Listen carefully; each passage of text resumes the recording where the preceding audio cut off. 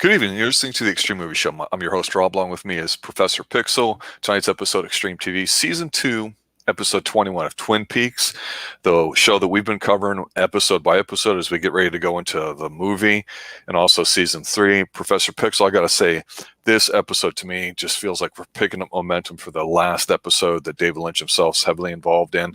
We've got a lot of moving pieces on the board here, but they all feel like they're useful. They all feel like they've got a sense of finality. We are going somewhere in this episode. And while I'm not a fan of certain things in this episode, I think it's a great episode in terms of piecing things together. I'm glad because it seems like it has an energy that many episodes in the middle of the season have lacked. What's your initial impression? You know what? I kind of agree. I mean, I think I probably liked a lot more about it than you, but we'll have to wait and talk about that as we go through the episodes. I guess I should go ahead and start us off. It begins quickly with no slow pan or anything. It's just showing Leo tied up in chains next to a unconscious Major Briggs. And obviously Wyndham Earl has tied him up for his crimes against him yesterday. But now he's trying to get up and he manages to reach a desk. And you can hear him like grunting. He can't actually say anything, but he gets this key and is able to have it in Major Briggs' cuffs, unlock them, and he quickly wakes him up and says, "Save Shelley," and that's what he can get out. Briggs, in a daze, he does get up, doesn't say anything, and just leaves. And that's when it has a long pan finally on the card of Shelley that I guess Leo is staring at. The Queen of Spades. Yeah. Quickly, Wyndham Earl returns just to finish off the scene. And he says, "Oh, somebody let Briggs out." But that's fine. There's no punishment for Leo because he has a new game that he's ready to play with Leo. Before he finishes his goal. But his face in this scene, let me tell you, it is monstrous. I don't know if you notice, but it's kind of ghoulish looking. The expression and then the makeup around it, it's just all adding up. And I think the darkness of Twin Peaks is getting to him. This scene did not work for me, actually, for several reasons. One, the whole thing with Leo Major Briggs, it was weird that it didn't kind of slowly glide into a scene, which, okay, that's fine. But this whole key thing in the frame of the shot with everything, you look at this and you go, oh, wow, I wonder what's going to happen. I mean, it just was very convenient, and the timing of it all. We'll talk more about Major Briggs a little bit later. But I will say that when Earl came in, you're right, the way he looked was just ghoulish. He had black teeth and everything. His face is completely blue, like he's an 80s trashy Euro trash vampire. I don't get it.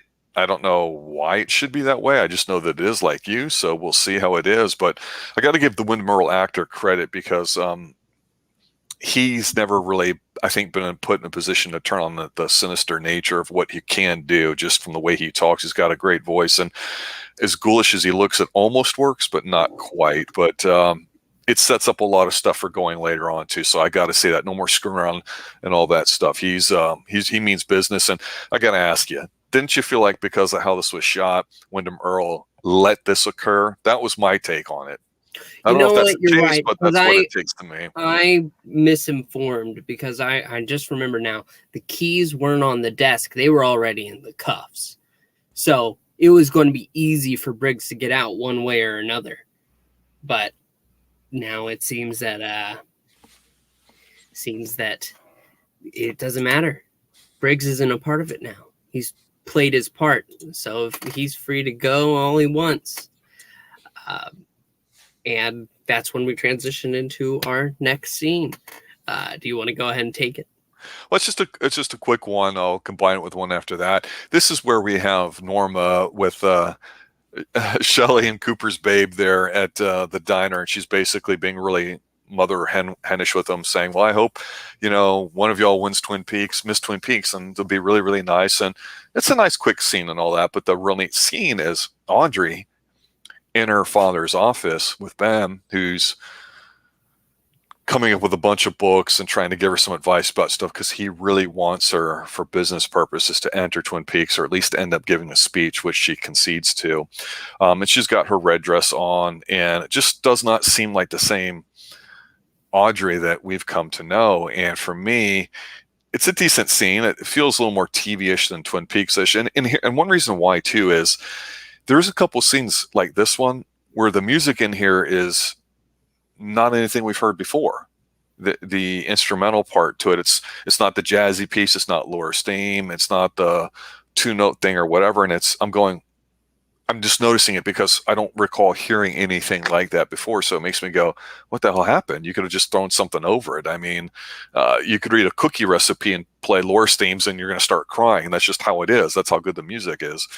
But it's setting up stuff for what we know is going to happen, and we'll see whether or not Ben's the real deal here. I think that's the feeling I got. Yeah, no, I agree. I will say one thing about that initial scene with Norma in the diner. We did get a 20th anniversary drop, because apparently 20 years ago Norma was Miss Twin Peaks. So that means suddenly she's involved in the competition, even though we've had no indication of that until now. But it's a nice little layer of her character, because she's a beautiful older woman, and we know that she was Ed's high school sweetheart, and because things worked out, he ended up not with Norma but is supposed to, and we'll address that in a further scene. Yeah. In the next scene, we have Harry and Dale. They have coffee, and they're just watching Andy. We see Andy staring at the pictograph, which we now know is a map of Twin Peaks. And he's just staring, and they actually make a mention, like, how long has he been staring at that? Well, he's been at it hours. But that's when Dale is suddenly kind of thinking out loud about everything. And that's when he brings up information on Josie's death that he wants to talk to Harry about. He's saying that in that moment, after Josie died, he saw Bob. We saw him step into the light, remember?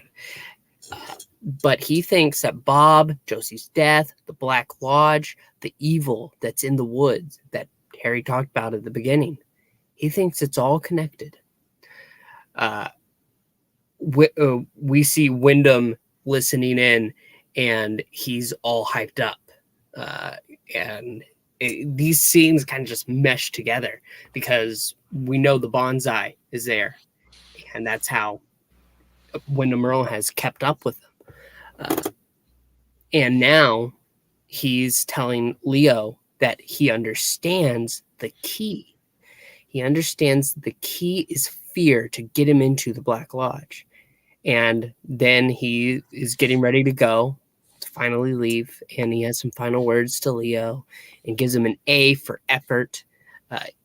And he'll have time to reflect upon his failure to keep Briggs there in letting him go. And during this scene, the entire time, the way it's shot, you don't see Leo. That's because at the end they reveal Leo has a tooth tied with some rope going up to a basket that's keeping spiders just above his head. Yeah, it's a cool visual, but kind of silly. It doesn't make any sense at all. Well, and it can be absurd. I get it. I think the thing with this scene here is that when you see Andy studying it, there's different schools of thoughts, and directors and writers do their thing, but the Hitchcocking thing is to show people that the old expression is that there's a bomb on a table, so you're freaking out, so you're the one manipulated while the character on screen doesn't know it. Sometimes I really don't like that, actually. I want to be as surprised as they do, or I want them to show off how smart they are, but they're thinking by saying something that's within character that brings me along. So I'm like, oh, okay.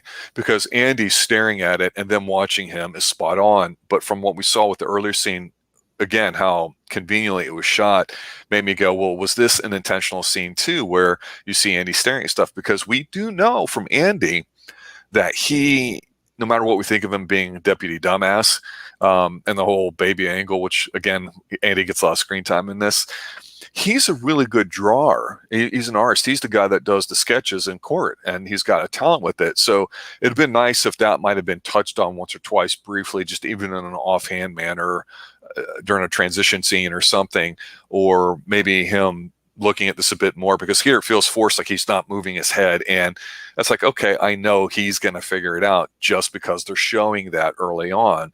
And even though that doesn't happen in this scene, I know it's going to happen. I'm a little let down by it because it's so obvious. It doesn't make me realize, oh, Andy's not that bad. He's just kind of, a little quirky or whatever. And then with Wyndham Earl, he does a good job of delivery here, but his face is back to normal. I am still not impressed by the character of Wyndham Earl, supposed to be this genius kind of guy. I haven't seen anything that's done that, even though he's allegedly a master of disguise and taught Cooper everything he knows. He's not outperformed anything with Cooper. It's just been goofy, absurd stuff. And, as Frankenstein as Leo is, muttering a few words here, save Shelley, it was kind of like, oh my goodness. To see the twine, again, it's a good visual, and the box of black tarantulas is like, it's cool looking, but like you said, makes no sense, no reason why, unless you're thinking fear or whatever. Because I'm going, well, gosh, if that dropped, would that box even kind of open up the way it looks? I'm going, hey, if you don't move, you could take your chance with it.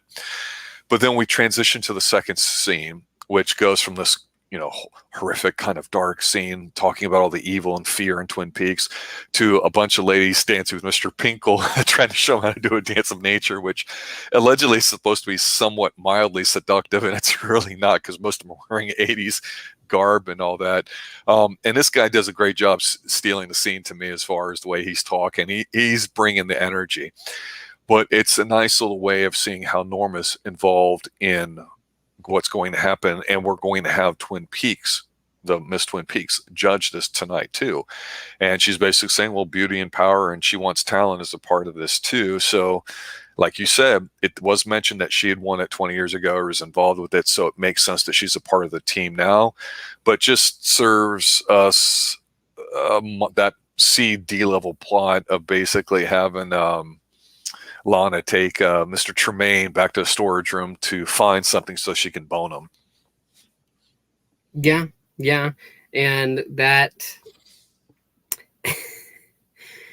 scene is interesting to say the least. But I prefer to just move right along. Other than the fact that I will say the choreographer, he's definitely taking advantage of his position. No, he's what we would call here in the South a fruit booty. I don't think so at all. But it's never explained why Lana. We know that Lana's a sex bot, and it almost seemed like it was mystical, her power she had over people. But it's not. I guess it's just her being a slut, and it's nothing more than that, which is a bit disappointing because it's never really explained with the mayor, other than maybe trying to inherit something like another kind of Josie type situation. It's like, wait a minute, might she be? We never had a woman infected. It seemed like, well, Laura was, but there's nothing that connects it to anything else at this particular point, and that's why it's kind of lacking. So it's like, yeah, I don't really want to see this. I mean, it's not Twin Peaks. It's just filler. I mean, I kind of agree, except I remembered in either the last episode or the one before, the mayor was talking to, her about seducing Dick to get him on her side. So I think he's in on it. I didn't realize he was. He wants her to marry her, and she will and at least have relations. If she wins, and that's all she's interested in. So it's kind of like, okay, she's going to bone Tremaine and, go win the contest. And that's why. So we'll see. Yeah.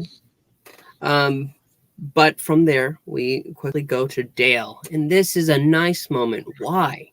Because he's speaking to Diane. Yes. Well, we constantly are missing these moments where at the end of the episode or halfway through, he goes ahead and he says, Diane, I'm here, and blah, blah, blah, blah, blah. But in this one, he's talking about not sleeping and meditating, because that's what he's been doing instead of sleeping, even with Wyndham Earl about, which is kind of a silly thing to me, but if it works for him, it works. That's when Dale talks about everything with her, including Annie. But then a knock at the door comes, and speak of the devil, Annie arrives. It's kind of funny when you consider she was a nun. And she's asking Dale to help.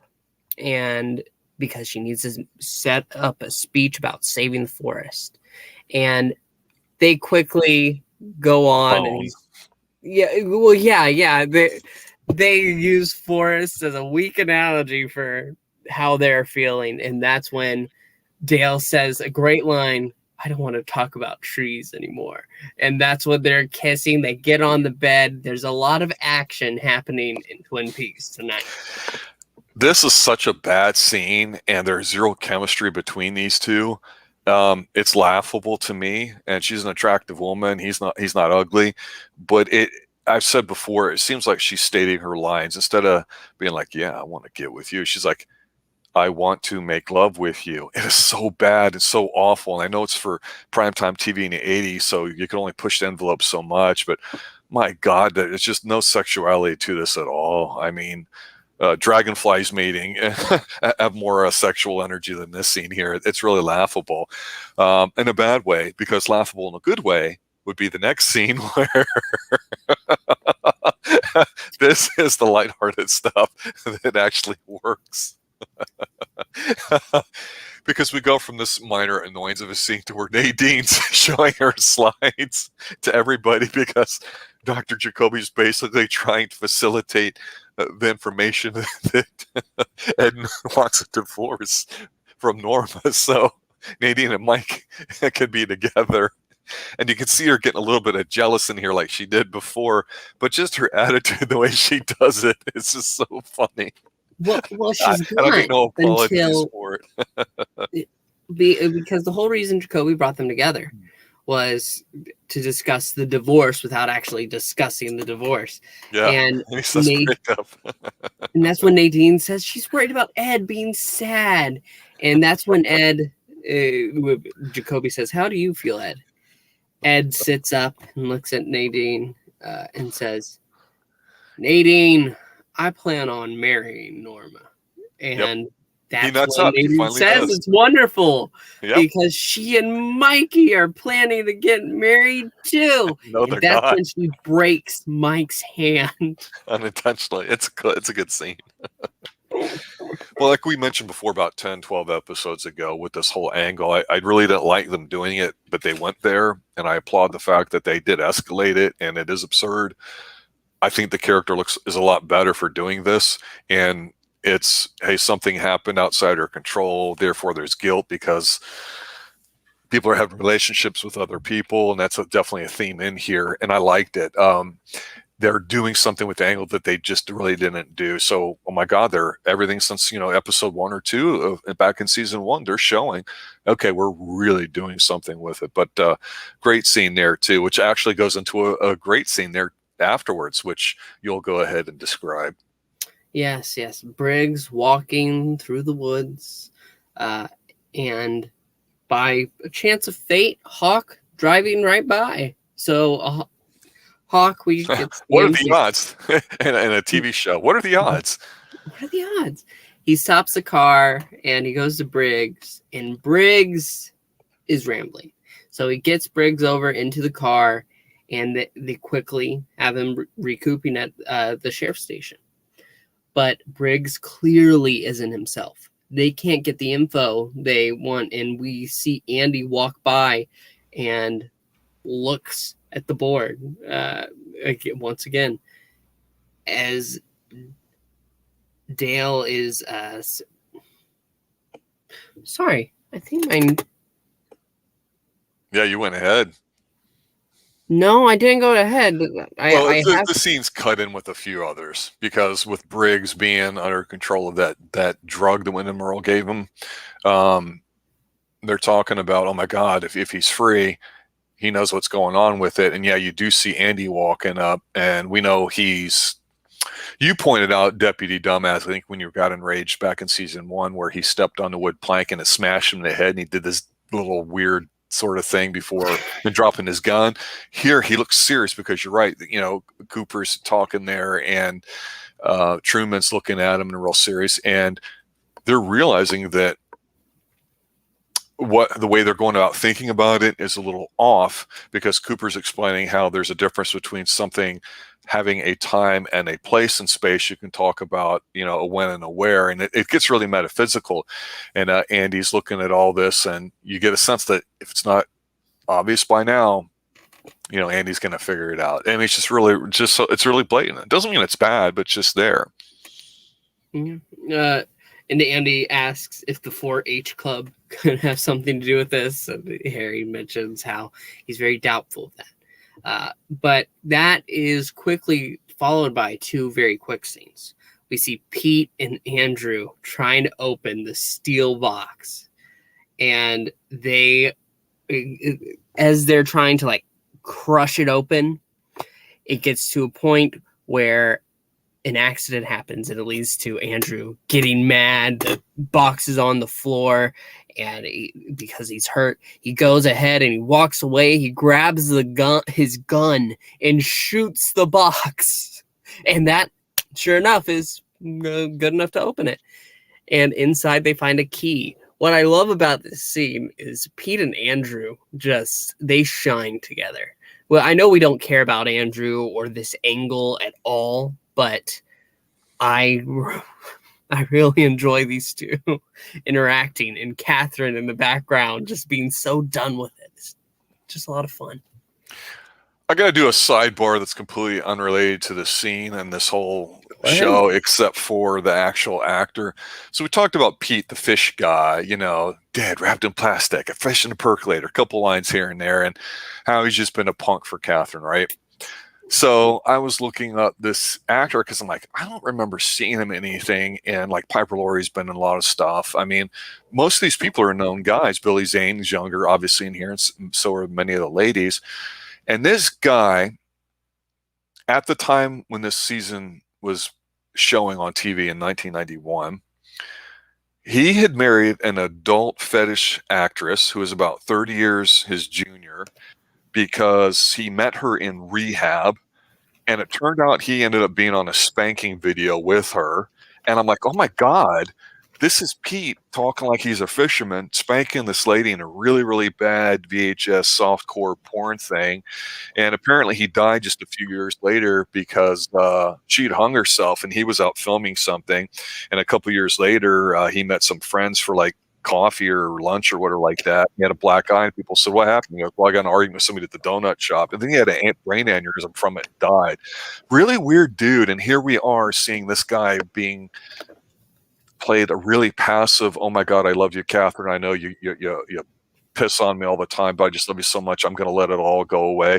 You almost feel for the guy. And then you read about how kind of a whack situation he had. I'm like, this is creepy. It's weird. It's like, now I don't want to see the guy on here at all. Die, Pete. Go ahead. You're not going to be in season 3. We know that now. So anyway, I just wanted to share, like, because typically we don't do a deep dive into the actors or actresses and their backgrounds for it that much. But I thought his was obscure enough because it happened pretty much when all this was going on. And I go, you know, maybe his character was limited with the writing due to off the screen issues, and these things happen. It happened with one of the ladies here that Cooper was actually dating in real life. So these things that we've talked about before that derailed the quality of season 2 of Twin Peaks can be an issue, and sometimes we don't know how or why, and they just are. And maybe it doesn't affect our watching for it, but you're absolutely right. The guy's good. He's got great chemistry here. He's doing something, like we said, instead of just being a whipping post for Catherine. So you're right. And also with other scenes too, he's been really, really good. So I don't know what to make of it other than, well, just enjoy, I guess, what we see on the screen, right? What the hell, man? I did a little bit of research because we're finishing up this season. I said, I don't know this guy at all. I've heard of some of the other people, and I went down that rabbit hole for a few minutes. I'm like, you got to be kidding me. Because Catherine Martell, she's so evil. She's so good. But don't know if she's like that in real life or if she's not. So yeah, there's a key for something. We know what's going on with it. Hey, guess what? Maybe it might tie into everything, because when they cut for this scene to the next one, we get, I think it's a pretty good scene as far as just everything. Donna's coming down the stairs. She's dressed up. She's getting ready to go to the pageant for Miss Twin Peaks. And she's flat out wants to know, she wants to hear it from her parents, specifically her mom. What's the deal with you and Ben Horn? And they just will not let her know. She's like, well, I'll find out on my own. And they're like, don't do it. And she's like, well, I'm going to. And she leaves. And it's not like it's a big deal so much as in it's glad to see that thinks she pretty much knows the answer, but just needs to hear it from them. And she's wondering why they won't. And it'll be interesting once that ties into some other things too, because now it kind of ties in the whole unrelated stuff with the Ghostwood project, with whatever Ben Horn's doing, and therefore Catherine and Pete and all that. It's a quick scene and jumps right into Cooper talking about planets on the map that they've got up there, Jupiter, Saturn, and Briggs is still kind of incoherent. And I gotta say, I don't know if this guy's overacting or not, but it's kind of scary, the reaction he seems to be having from this medicine and coming off of it, because it's been a while. And this is where Cooper starts really getting into detail about what's happening. And we know Miss Twin Peaks is getting ready to go on. Andy's coming in and he accidentally knocks down the bonsai. And so then they realize Wyndham Earle's heard everything they said, including what they think is going on too. So it kind of ups the ante as far as, okay, what's happening? Yeah, no, yeah, you're absolutely right. There's also a thing to notice about this scene. Andy says he realizes something important, but Dale is so caught up in realizing, oh my gosh, he needs a queen. It's happening tonight. Miss Twin Peaks, that's the queen that they're going to get. And he runs quickly, even after the bonsai. He realizes, wow, he's been right with us. We've done his work for him. And Andy's just trying to chase and let the information come. And this is when we get to the final act of this episode. And this is where it gets... I don't think we've had a scene truly this long. And it doesn't feel completely connected, but it's in one area. Everything is happening pretty much all at once. So this is one just long scene in my mind. It's Miss Twin Peaks, and we see lots of lovely ladies dancing. Doc then comes out to give an opening as we see the choreographer by the bar talking about how magnificent they were. And then he's trying to get with your girlfriend, the log lady. They keep sticking her in there, and she hasn't really done anything, but she's there. She's present. You're right. And at that moment, it's time for the talent part of the show. So Lucy comes and she starts dancing. It's not long that we're there, because we quickly go backstage where we see Bobby. And he's looking out at the audience and turns his back, and at the backdoor exit, who's there but the log lady? He has to stop and take another look because the log lady is at the bar. And I was confused for a second here too, until Bobby goes up and says, "Are you a relative or something? What's the deal?" And that's when it's Wyndham Earle with the log hitting Bobby on the head. He's got the glasses on, the wig. It was magnificent. Come on, that was his best one yet. Yeah, it's that's why they had the log lady there. So just knowing she's there without having done anything is extra, but I like it. Well, it's your I don't know. Of course you like it. I just think it's interesting because she is more of a vessel of information there too, which when they start talking about the spirituality of Twin Peaks, the good and the evil, the Black Lodge, the White Lodge, Bob, Mike, just remember here, as we're talking about this long scene, it all seems to have a sense of urgency because Wyndham Earle abducting a queen to get back. But the reality is hey, Wyndham's going to take the queen to the Black Lodge because every king's got to have a queen. And what he's going to do after that, I don't know, but he's trying to weaponize or monetize or whatever you want to call it, the Black Lodge. We don't really get Earl's convictions too much stated at this point, other than he's been vested in it for a very long time. And so, we've kind of ignored that whole thing that we saw Bob not too long ago. That we haven't really had that connection, and they're trying to put all this together really, really quick. And the log lady, like I say, being a medium, reminds us the fact that there were other people in Twin Peaks that had this ability to see visions, some sort of supernatural connection. Like Laura's mom, for example, saw some, right? Yeah, and they just totally dropped that angle. Maddie did, but she's dead. I don't think we've seen Laura's mom since a long time ago. We forget that that's the case. So yeah, obviously they're dealing with the characters here too, but it feels to me like this is a hard transition, because you're right, this is one very long scene out of character. It is a neat thing with the log lady being there, but that's just so Bobby can get knocked out, just to remind us that he's there. So we'll see what happens here. But I will give Lucy a +1 for finishing her dance off with a split. That was pretty good. She was actually looking good, but she's supposed to be pregnant. Doing all that is... Well, we just ran harder in the 80s. And right now you'd have like a month off and 12 weeks of pay and all sorts of stuff if you're pregnant. Now, back then, it was have your baby and boom, you're done. So yeah, you could stay up there till the water broke. Yeah, it's a good point, because she certainly doesn't look like it, and she's not giving off any lines or comments about her pregnancy or throwing up, or just things that remind us visually that she is supposed to be pregnant, which begs the question, is she not? Because I hated this whole angle of hers about whether or not she's pregnant, because she's playing Dick Tremaine versus Andy. And also, let's not forget that a very important part of the scene is that this is supposed to be the night that she decides she's going to choose a father. Not, hey, do you want to be the father? She's going to choose one, and it's between those two guys. And we always said Andy and Dick Tremaine had good chemistry together, but that didn't last too long. And Tremaine is a solid supporting character for what he is. But while Bobby gets knocked out, you get lady number 2, Lana, who's dressed up in this really weird Moroccan-ish sort of belly dancing outfit.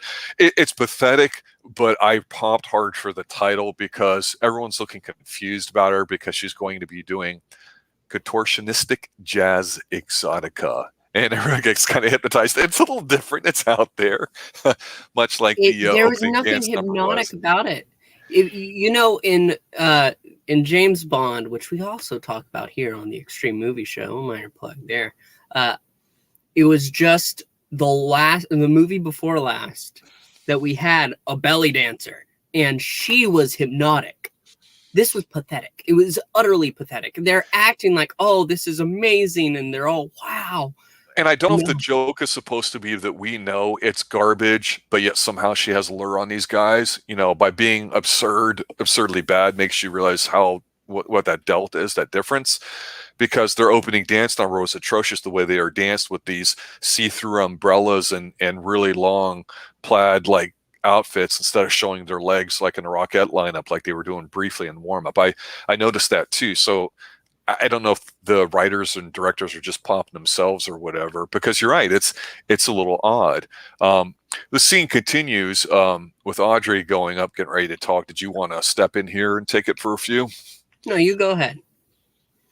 She goes up there and she gives some canned speech about something, and she looks fine. She looks professional, but it's like blah, blah, blah, Cooper's looking serious. You see Ben in the background, happy that she went ahead and delivered the speech too, but Donna comes backstage, Audrey takes off, and she flat out asks what's going on. Hey, I need to know what the relationship is between you and my mother. And he says, hey, now's not the right time, not place. He's doing a good enough job where he almost really does seem sincere.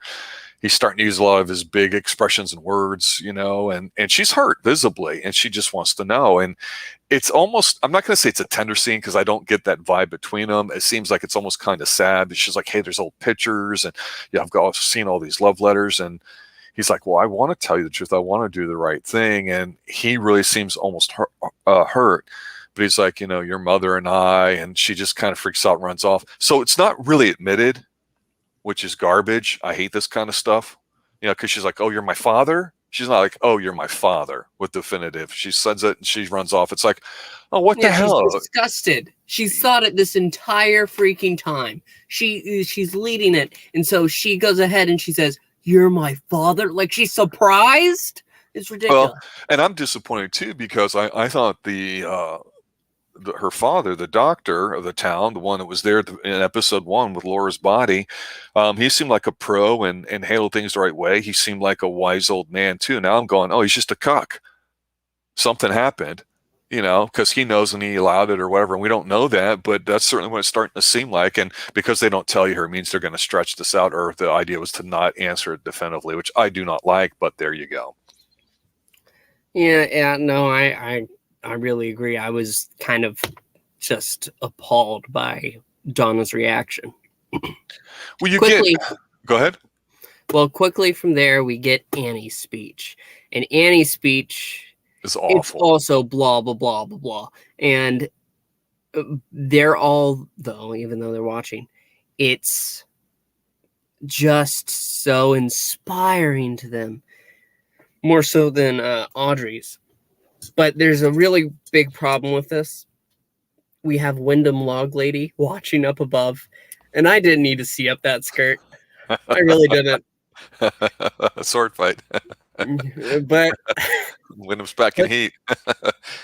But quickly we get to the end. Lucy is in the back and saying, I said 10 days a day I'll decide who's going to be the father. And I decide it's you, Andy. And Dick's like, oh, well, that's marvelous. All right, bye. And Lucy wanted him to act up, saying she wanted him to fight, but he didn't. Andy says after that, I'm going to make a good father, you'll see. But right now, I have to go find Detective Cooper. And that's when he runs and Lucy is like, oh, scoffing it. And now the time has come. The winner of Miss Twin Peaks. Do you want to take the honor? Well, what I want to say here first is Shelley's speech or her speech, Annie's. It's not a good speech, but it's supposed to be, a really deep, hardcore, whatever. And I have to say this again, Heather Graham, she delivers it well. She doesn't pause. She doesn't have any Shatner things. The delivery is fine. The emotion is not there, but it feels like somebody who memorized the speech and just can say it really well with no heart behind it. It's very mechanical to me, and that's just how she is an actress. That's what it was when she was supposed to be flirting with Cooper before they were making sweet, sweet love, and earlier in the episode. So I'm just like, oh gosh. But what's good though is in this scene, despite the fact that I really don't care about it, I really liked when we knew it was going to be Andy. We didn't think it was going to be Dick Tremaine. I mean, it could have been interesting if they went that way. But what was so funny was Tremaine was like, he thinks of himself as this high class guy, and he's like, heartiest congratulations, dear Andrew. And he shakes his hand, shakes her hand, and he puts their hands together, and then he just says, I'm out of it. He didn't even say that. It's just the way he departs. He's like, yeah, I hit it and quit it. It's so funny. Good day. And she's all pissing in her feminist role because she's like, man, because he's like, Lucy, like you said, I'll be such a good father. I'm so honored you made the decision. But right now I have to go find Coop. And she's like, man. And I got to tell you, though, this scene here where they get ready to announce Miss Twin Peaks and they show some of these ladies, they're dressed up really nice, really classy. They look really good. It's quite the collection. I think Shelley really is probably the hottest one on stage there. But I had no idea who it was going to be, and unfortunately it is Annie. I knew it was going to be. There was no doubt in my mind. They were setting up, oh, look at how she's doing the speech, oh, blah, blah, blah, blah. And the best part of this win, though, is the reaction. Sorry to step in. No, you do it. You go right on ahead. They quickly cut. We see Dale, and he's just watching, which is stupid. That's one thing. He should have gone right up because when he comes in, it's right near the end where he's giving the speech. He should have gone up and said, excuse me, folks, I'm sorry, this is canceled. Because picking the queen is obviously going to make the victim. It's rather than having to force Wyndham Earl to make a move, He just lets the move happen. But that enough of that ran aside. There's a great moment in here where the mayor looks at Dick and says, "What happened?" And Dick's like, "Well, she gave a great speech." He was good in this. He yeah, was. Yeah. And that's when we take a dark turn because the lights. Wow, that pun is unintended. The lights go out. Well, if you're epileptic or get seizures, like what they put up now for blinking, strobing effects, that definitely happens for the next couple minutes because they go out. There's a lot of stuff going on. You see Cooper and he's looking around because he knows when he's going to show up. So you have these mysterious fog lights going off because it's like we don't know what's happening, but that's supposed to, I guess, be the firelights. So you get the strobing effect. And it actually reminds me of the opening scene of Blade, which won't be around for another almost 20 years. But you see where Wyndham Earl dressed up as A-log ladies in there, and everyone's going crazy. Of course, nobody seems to be moving or whatever, but it is a neat looking scene visually. He chloroforms her, which I guess that's what he likes to do, and I guess he's going to drag her out. I don't know how Wyndham Earl's supposed to have this great exit plan when he knows Cooper's there and everybody's there. So you figure, all right, I got the front, you got the back. I mean, everybody with an IQ of 60 always says that in TV shows. But then the lights kind of flick back, and he's like, well, he got Annie. He's talking to Truman or whatever like that. And he's like, well, he won't get that far. We'll go get him or whatever. And this is when Andy's like, I got to talk to you. It's really, really important. He's like, nope. But Andy gets a moment to say that it's not a puzzle and it's a map. Yeah. And we end scene. Exactly. So it's kind of neat. I mean, we've known Andy has been functional in some things despite his, ludicrous nature. We've come to know he is a solid guy, and I don't know how he got this puzzle insight when he's an artist. But if, like I said, if they had connected, it might have had a little bit more efficacy, I guess is the word. But it was a long scene, and it did a real good job of kind of being continuous, which is typically not the way Twin Peaks does it, but it did give you, I think, a feeling at the end of this episode that, all right, we're going into the final episode of a show that everybody knew was going to be canceled. David Lynch was coming in to finish it up, so it'll be interesting to see how he chooses to direct it. There is definitely, like I say, a lot of things happening here, not a lot of extra crap. There's a sense of finality to a few things, but not everything. And at the time, you're not going to be in a position where you're going to get picked up by another network like you could now with Netflix or HBO or Hulu or God knows what else. So this was it. And so it's kind of bittersweet, but I did like how no matter how lame some of the angles were, how bad some of the characters might have been, or just in terms of interest level, they all felt like they contributed to whatever the plot was going to be, that something was happening, and anything we thought of with Twin Peaks in terms of the town, the players in it, they all have something to do. Even Long Lady was in here just once or twice conveniently for something. And while I said some of these scenes were too obviously shot, it makes me feel like they're trying to do everything they can and salvage the disaster that was season 2 to make this final episode, season 2, episode 22 that we'll talk about next week, worthwhile. And it is going to be must watch. Yeah. And I give them credit for doing that. They definitely went there and ended a few things, it appears, and definitely left some things that we have to tune in to find out what happens on the season finale of Twin Peaks. What's your take? Well, I have one note for you. Blade actually comes out 7 years after this season. 98? 98, that's right. Oh, yeah. I was thinking 88 for some reason. Yeah, you're right. Correct. But other than that, this episode does have a lot to it. But you said something earlier that I think we have to touch upon, and that's the king choosing his queen. The queen, we know her purpose. The way to open the lodge is through the victim's emotion. The queen is the victim. And that fear, which is what Wyndham Earl wants to get, he's going to use that to open the Black Lodge, get inside. And it's either love or fear, and that opens either the White Lodge or the Black Lodge. And through the fear that he puts into Annie, that's how he's going to open So his a lodge. couple things on that I did not dive into, and we talked about some things this episode, and I think we'll talk more about the next one with whatever happens. If that were the case, and he knew what the map was, why didn't he just take Leo and scare the shit out of him and just go ahead and enter it now? I mean, obviously he's supposed to be taking the queen, and he rigged it for that, or I don't know that he rigged it, but she ended up winning, which is convenient. So he's going to, I guess, take her no matter what. And of course, it's convenient. She's the literal queen of Twin Peaks.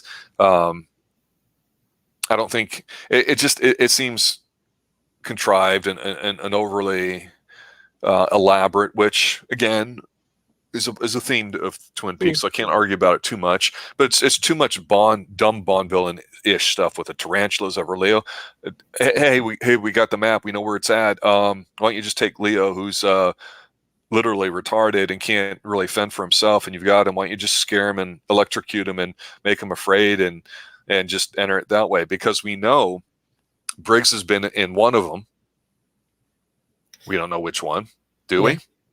No, I mean, it's kind of hard to say because Right. I would think that it would be into the Black Lodge. I don't see how he could have a feeling of love to open up the White Lodge.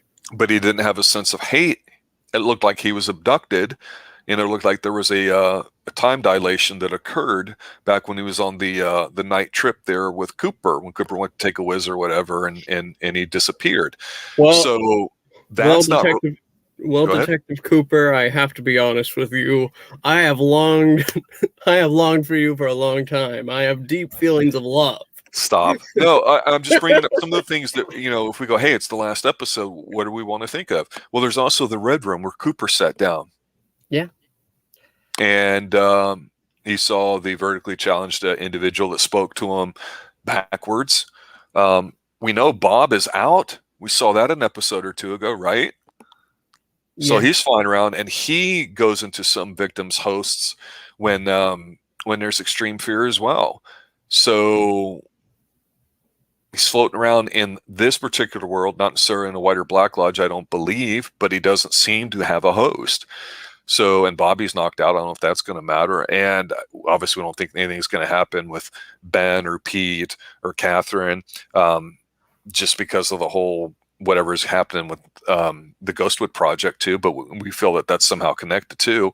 So I don't know what to expect here. And I will say this: when this was ending, like I say, it had been bounced around as far as time slots, days, and times. Some of the episodes were pushed out a week or so because I think the Gulf War going on at the time or just other reasons. So it was basically destined to wither on the vine and die and not get renewed. And I understand that with Lynch, his frustrations with it add up a lot, but I'm glad he's coming back for this last episode. So it'll be interesting to see how this ties up, because I think when we go to talk about Fire Walk With Me, the prequel movie about Laura Palmer, getting back to the roots of it, we might be able to take some fresh things into that. Any other final thoughts for you going into this last episode? No, I'm just excited, and I'm ready to see how this season ends and how it would be the end until 2017. Yes. All right, there you have it, ladies and gentlemen. Twin Peaks Season 2, Episode 21 here on the Xtreme Movie Show. We're talking Twin Peaks. Next week will be the final episode. Tune in and check in for that. And then we'll be doing Fire Walk With Me and then tackling Season 3. I'd like to, of course, thank Professor Pix for showing up, the millennial who's 20-something, watching this for the very first time. It's been interesting discussing that. And it'll be interesting just as well to see, do they complete all the mysteries, or will there be some left over that we don't get answered? What's going to be the residual fallout here for Twin Peaks, the one show that dominated the landscape for a year and a half until it died a weak and meekly death in the summer of 1991. I'm your host, Rob. Thanks for listening. Have a good night. And as always, stay extreme.